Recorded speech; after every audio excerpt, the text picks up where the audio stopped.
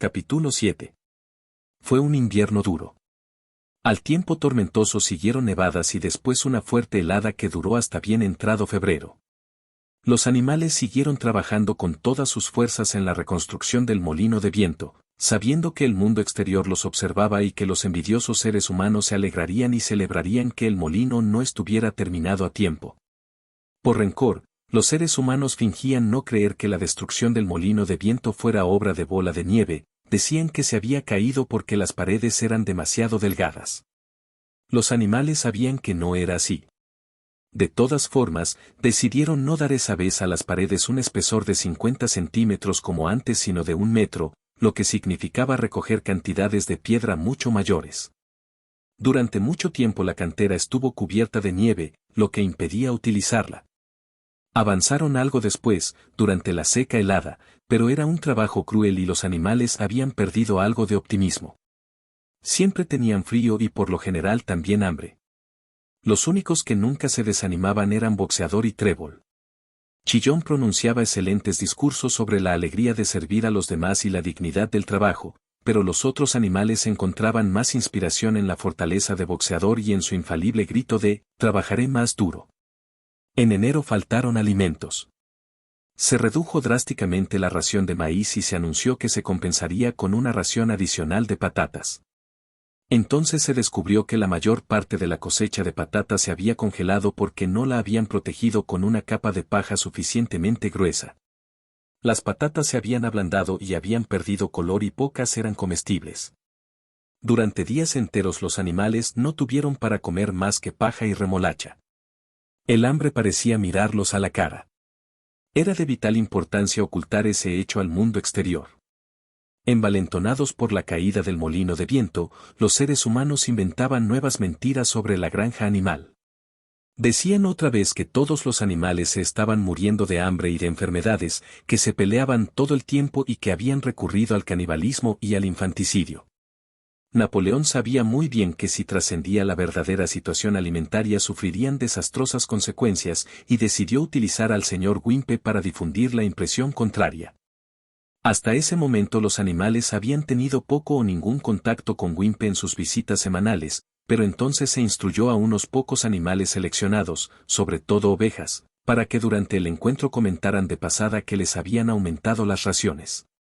Además, Napoleón ordenó llenar de arena casi hasta el tope los graneros poco menos que vacíos y cubrir eso con los granos y la harina que quedaban. Con un pretexto cualquiera llevaron a Wimpe a recorrer el depósito para que viera los graneros. El hombre, engañado, siguió informando al mundo exterior de que no había escasez de alimentos en la granja animal. Sin embargo, hacia finales de enero era evidente que necesitarían conseguir más cereales en algún sitio. En esa época Napoleón rara vez aparecía en público, pasaba todo el tiempo encerrado en la casa, cuyas puertas estaban custodiadas por perros de aspecto feroz. Cuando salía lo hacía de manera solemne, con una escolta de 6 perros que lo rodeaban de cerca y gruñían si alguien se acercaba. Muchas veces ni siquiera aparecía los domingos por la mañana y daba las órdenes a través de otro cerdo, casi siempre Chillón. Un domingo por la mañana Chillón anunció que las gallinas, que acababan de poner, debían entregar los huevos. Napoleón había aceptado, por intermedio de Wimpe, un contrato por 400 huevos semanales. El precio fijado alcanzaría para comprar cereales y harina suficientes para mantener la granja hasta que llegara el verano y mejoraran las condiciones. Cuando se enteraron, las gallinas manifestaron ruidosamente su indignación. Ya se les había advertido de que quizá tendrían que hacer ese sacrificio, pero no habían tomado la posibilidad muy en serio. Estaban preparándose para empollar la nidada de primavera y protestaron argumentando que quitarles los huevos en ese momento era un crimen. Por primera vez desde la expulsión de John se produjo algo parecido a una rebelión. Lideradas por 3 jóvenes negras menorquinas, las gallinas pusieron todo su empeño en frustrar los deseos de Napoleón. Su método consistía en volar hasta las vigas y poner allí los huevos, que se rompían al estrellarse contra el suelo. La respuesta de Napoleón fue rápida y despiadada. Ordenó que se dejara de alimentar a las gallinas y decretó que cualquier animal que diera un solo grano de maíz a una gallina sería castigado con la muerte. Los perros garantizaron que se cumplieran esas órdenes. Las gallinas resistieron 5 días, al cabo de los cuales capitularon y volvieron a sus ponederos. Entretanto habían muerto 9 de ellas. Enterraron sus cadáveres en el huerto y se anunció que habían muerto de coccidiosis. Wimpe no se enteró del asunto y los huevos fueron entregados como estaba previsto. Una vez a la semana el furgón de un tendero iba a la granja a buscarlos. Durante todo ese tiempo no se había sabido nada de Bola de Nieve. Circulaba el rumor de que estaba escondido en una de las granjas vecinas, en Monterraposo o en Campocorto. A esas alturas Napoleón se llevaba un poco mejor que antes con los otros agricultores. Sucedió que había en el patio un montón de madera apilada allí 10 años antes, después de talar un hayal. Estaba bien seca, y Wimpe aconsejó a Napoleón que la vendiera. Tanto el señor Pilkington como el señor Frederick estaban impacientes por comprarla. Napoleón dudaba entre los dos y no terminaba de tomar una decisión. Se advirtió que cada vez que parecía a punto de llegar a un acuerdo con Frederick, se anunciaba que Bola de Nieve estaba escondido en Monterraposo. Cuando se inclinaba por Pilkington, se decía que Bola de Nieve estaba en Campocorto. De pronto, a principios de la primavera, se descubrió algo alarmante. Bola de Nieve frecuentaba la granja en secreto por las noches. Los animales estaban tan perturbados que casi no podían dormir en los establos. Todas las noches, se decía, llegaba al amparo de la oscuridad y causaba todo tipo de daños. Robaba el maíz, volcaba los cubos de la leche, rompía los huevos, pisoteaba los semilleros, roía la corteza de los árboles frutales. Cada vez que algo andaba mal, lo habitual era atribuírselo a Bola de Nieve.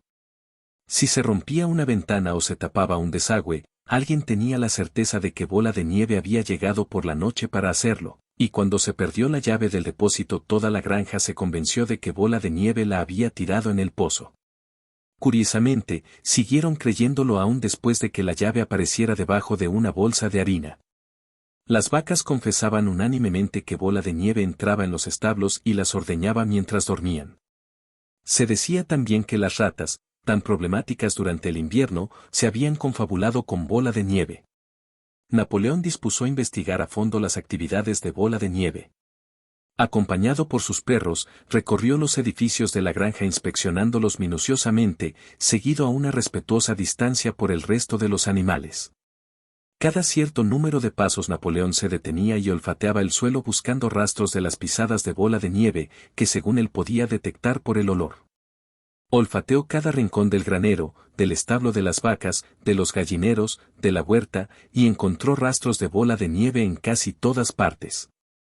Pegaba el hocico al suelo, olisqueaba con fuerza y con voz terrible exclamaba, «Bola de Nieve. Ha estado aquí. Lo huelo perfectamente», y al oír las palabras, «Bola de Nieve», todos los perros soltaban gruñidos aterradores y mostraban los colmillos. Los animales se asustaron mucho. Sentían que Bola de Nieve era una especie de influencia invisible que impregnaba el aire y los amenazaba con todo tipo de peligros. Por la noche, Chillón los reunió a todos, y con cara de preocupación les dijo que tenía noticias muy serias. «Camaradas», gritó, dando unos saltitos nerviosos, «se ha descubierto una cosa terrible. Bola de Nieve se ha vendido a Frederick, de la granja Campocorto, que está tramando atacarnos y arrebatarnos la granja. Bola de Nieve le servirá de guía cuando comience el ataque. Pero hay algo peor. Creíamos que la rebelión de Bola de Nieve había sido causada simplemente por su vanidad y por su ambición. Pero nos equivocábamos, camaradas. ¿Sabéis cuál fue el verdadero motivo? Bola de Nieve estuvo confabulado con Jones desde el principio. Fue todo el tiempo agente secreto de Jones. Lo demuestran unos documentos que dejó y que acabamos de descubrir. En mi opinión, camaradas, eso explica muchas cosas. ¿Acaso no vimos con nuestros propios ojos cómo intentaba, por fortuna sin éxito, llevarnos a la derrota y a la destrucción durante la batalla del establo de las vacas? Los animales habían quedado estupefactos. Era una maldad que superaba con creces la destrucción del molino de viento. Pero tardaron varios minutos en asimilar la noticia.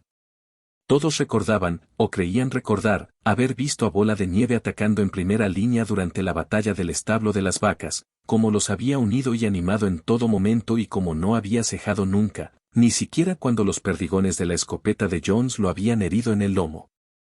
Al principio les costó un poco entender cómo cuadraba eso con el apoyo a Jones.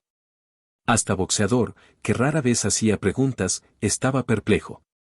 Se echó en el suelo, metió debajo del cuerpo los cascos delanteros, cerró los ojos y con un gran esfuerzo logró formular sus pensamientos.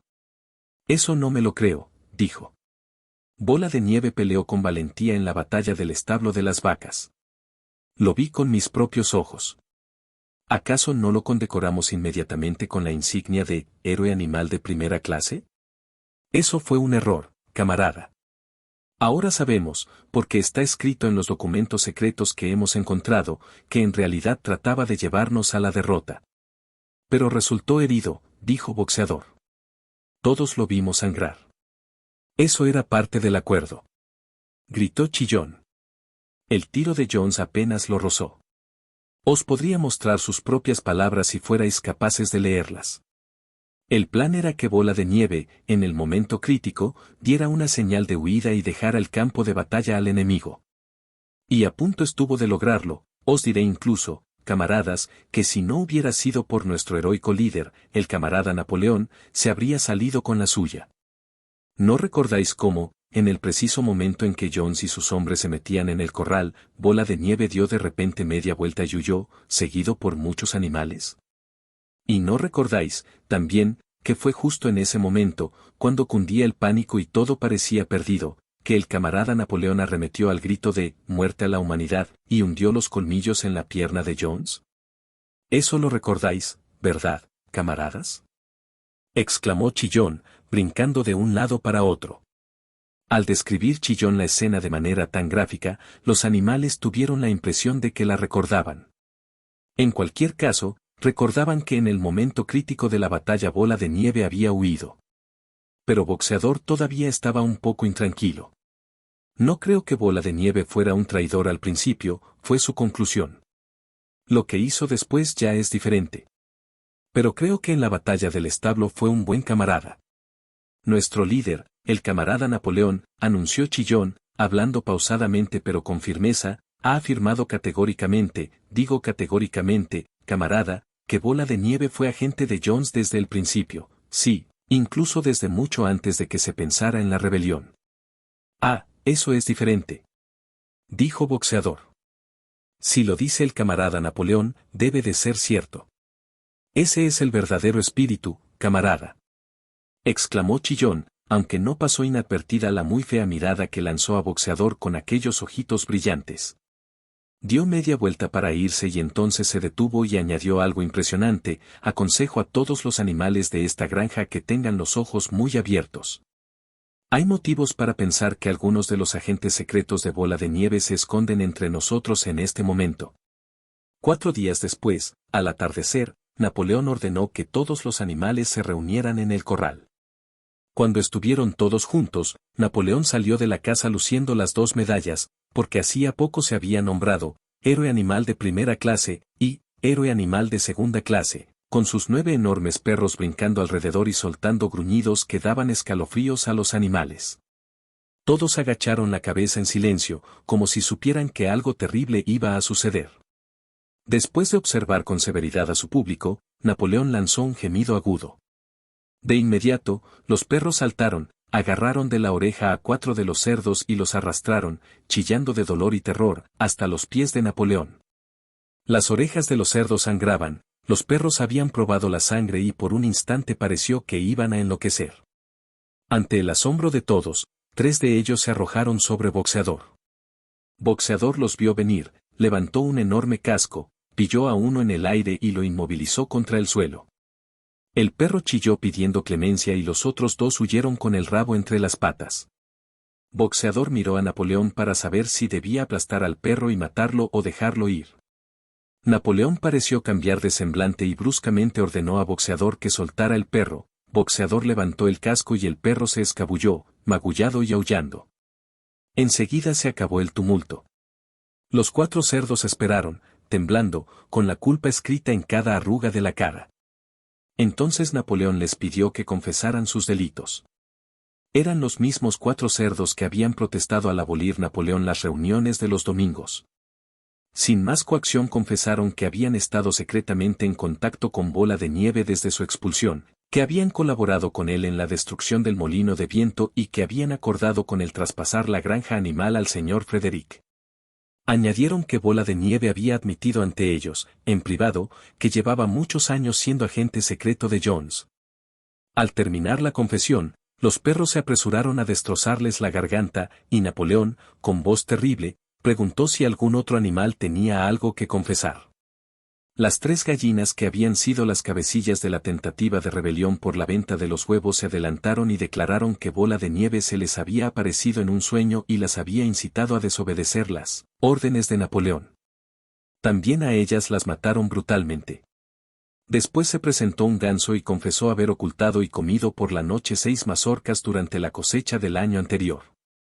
A continuación, una oveja confesó haber orinado en el abrevadero, instada, dijo, por Bola de Nieve, y otras 2 ovejas confesaron haber asesinado a un viejo carnero, un seguidor de Napoleón especialmente fiel, persiguiéndolo alrededor de una fogata mientras sufría un ataque de tos.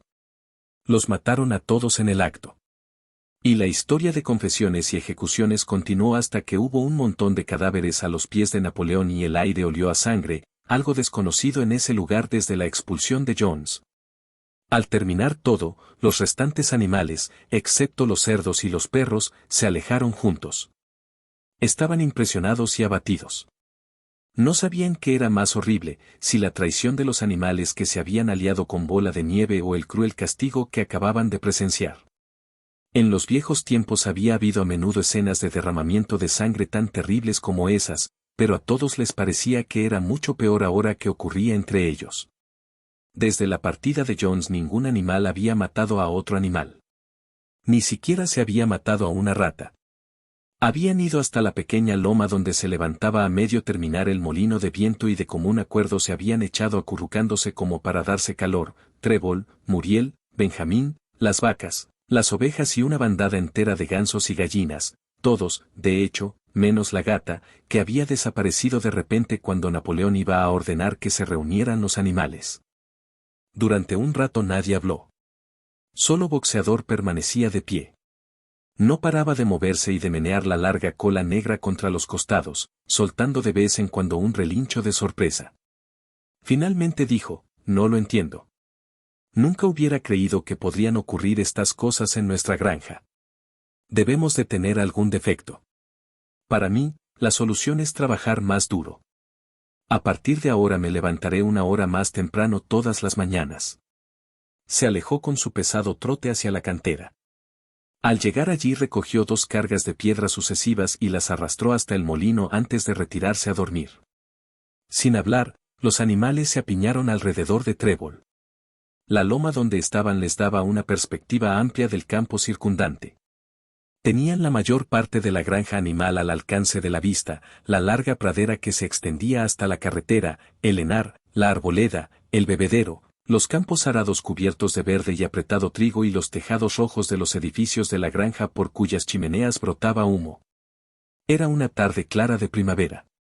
Los horizontales rayos de sol doraban la hierba y los setos floridos.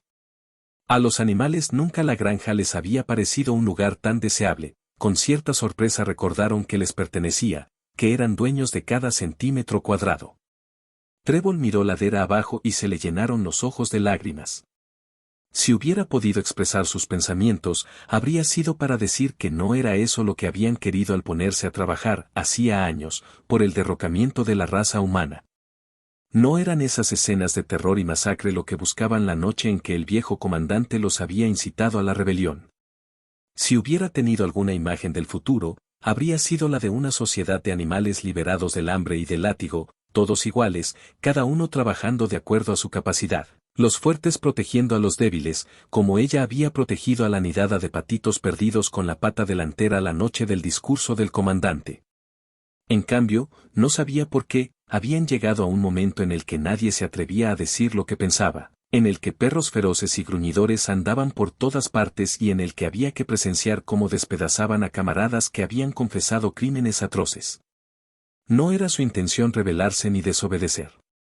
Sabía que, a pesar de la situación actual, las cosas estaban mucho mejor que en tiempos de Jones, y que sobre todo había que impedir el regreso de los seres humanos. Pasara lo que pasase, permanecería fiel, trabajaría duro, obedecería las órdenes que le dieran y aceptaría el liderazgo de Napoleón. Aún así, no era en eso donde ella y todos los otros animales habían puesto su esfuerzo y sus esperanzas. No era para eso que habían construido el molino de viento y se habían enfrentado a los perdigones de la escopeta de Jones. Tales eran sus pensamientos, aunque le faltaran las palabras para expresarlos. Por último, como manera de compensar la ausencia de palabras, se puso a cantar, Bestias de Inglaterra. Los otros animales, sentados a su alrededor, la imitaron y cantaron 3 veces la canción con voz muy melodiosa pero acompasada y triste, como jamás habían hecho antes. Acababan de cantarla por tercera vez cuando Chillón, acompañado por 2 perros, se les acercó con aire de tener algo importante que decir. Anunció que, por un decreto especial del camarada Napoleón, quedaba abolida, Bestias de Inglaterra. A partir de ese momento estaba prohibido cantarla. Los animales quedaron desconcertados. ¿Por qué?, exclamó Muriel. Ya no es necesaria, camarada, dijo Chillón secamente. Bestias de Inglaterra, fue el canto de la rebelión. Pero la rebelión ya ha acabado. La ejecución de los traidores esta tarde fue el acto final. El enemigo tanto externo como interno está derrotado. En Bestias de Inglaterra, expresamos nuestro anhelo de una sociedad mejor en los días venideros. Y esa sociedad está consolidada. Es evidente que ya no hace falta la canción.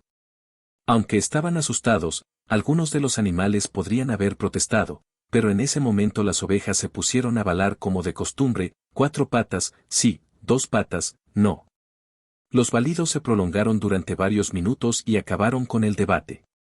De ese modo, nunca más se volvió a oír, Bestias de Inglaterra. Para sustituirla, Minimus, el poeta, había compuesto otra canción que comenzaba así, granja animal, nunca por mí sufrirás ningún mal.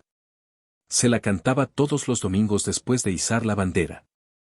Pero los animales sentían que de alguna manera ni las palabras ni la melodía estaban a la altura de Bestias de Inglaterra.